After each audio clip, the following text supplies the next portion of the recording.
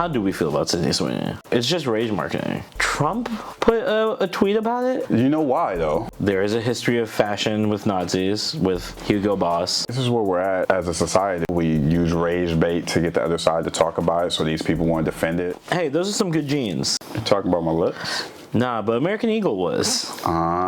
Sydney Sweeney. Lots of people have talked about it. How do you feel about it? The American Eagle ad. It was rage bait. I understand people's point of seeing the ad, but it was completely this marketing team's rage bait, understanding the climate, and just like, hey, we're going to all media is good media. The ad to me wasn't personally shook me. It was just like, all right, this is like somebody doing a dumb tweet and making sure people comment under it. I wasn't falling for it. You know what is crazy? It does feel like a tweet that blew up. Like someone just posted that in like a tweet and was like, oh, okay, and would disappear. I think we're definitely in a very volatile climate when it comes to like race, Nazism, fascism. So I can fully see the eugenics connection and argument, especially considering there is a deep history between fashion and Nazis, right? Hugo Boss that made it the was suits? Hugo Boss. It was Hugo Boss, and I hate that is because I love Hugo Boss. When I found that out, I was devastated. My dad used to have the cologne. Yeah, they got great color waves. Yeah. There is a history connecting Nazi and Nazi philosophies to fashion. I think we've seen that in other white fashion CEOs and designers as well. So there is a long history of that. Yep. They clearly are referencing it, good genes referring to like good genetics. So, the thread is there. I think people just unraveled too quickly in the way that the marketing team loved. This is exactly what they wanted. I would say it's similar to Pepsi's ad. Yes. This made me feel very similar to when Kendall Jenner brought a can of Pepsi to like cops. At the height of Black Lives Matter movement. It's that same kind of bullshit. Get people mad by putting like a pretty person and glossing over a social issue in a way that kind of white-coded. And it's just gonna keep happening. I expect to see something like this every 2 years, if not more. I mean, this is where we're at as a society. We're a polarizing society. We have two different sides, and it's never a medium. So, we use rage bait to get the other side to talk about it, so these people want to defend it and become, more about that. I think another example of that wasn't something like dangling, but when Nike supported Kaepernick, then you heard all of these MAGA people and people on the right like, I'm not doing that. I don't think they were doing it for rage bait. They were doing it actually for support. But now we're seeing other companies just dial into this rage bait type marketing. I'm not a fan of. I don't like it. It's not a long-term marketing solution. No, it also is. It's blood in the water, right? And right now we're calling it marketing. There will come a point where you have to question, like, are these just beliefs that your organization holds? Unfortunately, I think for this one, it is marketing. I think it's further, though, exacerbated or amplified by the fact that Trump put a tweet about it. You know why, though? No. She's Republican, so it just fit his narrative of which is racist, which I think is why I hear people saying about, like, look, yes, you can say this is race marketing, but look, Donald Trump's talking about that, and other people are involved that are pretty racist. I see it, but it's frustrating where we're at right now, because I don't know why the president is talking about this ad. Well, because the president is here to, just do rage marketing. He is the king of rage marketing, for being honest. Yeah. I think 100%. I think it also is his base, at least the right-wing MAGA movement, similar to when they support him, really like championed this ad in a way that was kind of crazy. They were like, oh, American beauty standards are back, or some kind of version of that, which is they never left. That really frustrates me. They're like, oh, beauty's back, the bomb shows are back. The bomb shows have never left. When were they?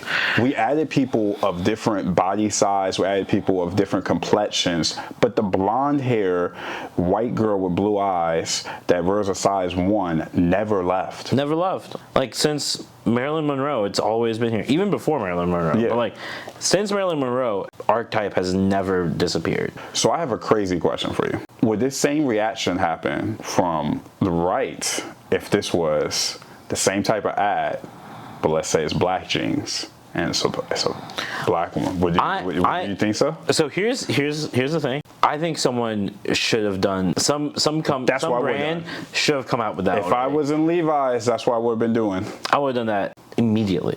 And you know who I would have done it with? I have watched Love Island. Orlandria. That's crazy. I love that. Would have been perfect. You know who I was thinking? Not that we need to discuss this necessarily, but I was thinking Lupita Nyong'o. Lupita's cold. She is so fine. Well, also, beautiful, I think and so standard. Also an actress, also in fashion, hits all the beats. Because I think that is what's really interesting is like Sydney Sweeney, at least the first time I saw her was in Euphoria.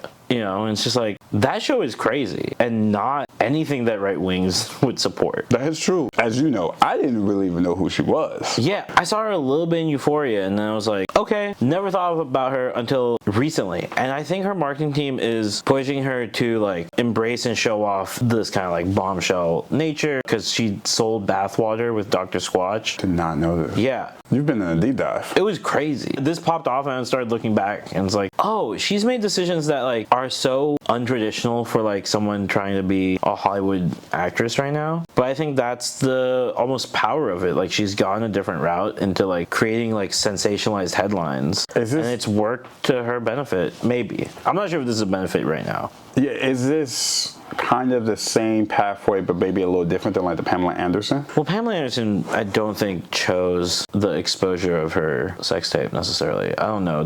I mean, that is very true. Like that is very true. You know, and I don't want to speak on that because I don't know that history as well. Yeah. But I will say that what is interesting is it's good to have Pamela Anderson back feeling and sounding comfortable. I'm super excited to see The Naked Gun. And then I forget the other movie she was in, but that just came out last year. But I think she got a couple nominations for. So she's back, and I'm glad that it doesn't feel like she's getting damaged in the press anyway. So I'm glad that she was able to come back. But this is, again, I think this is sensational rage baiting on Sydney Sweeney's part, or from her team's part. I don't know if it's her specifically planning these or where the decision process is being made, but, and like I said, we gotta get used to this because it'll come from all sides. Because I would say 2 years ago was Bud Light with Dylan Mulvaney.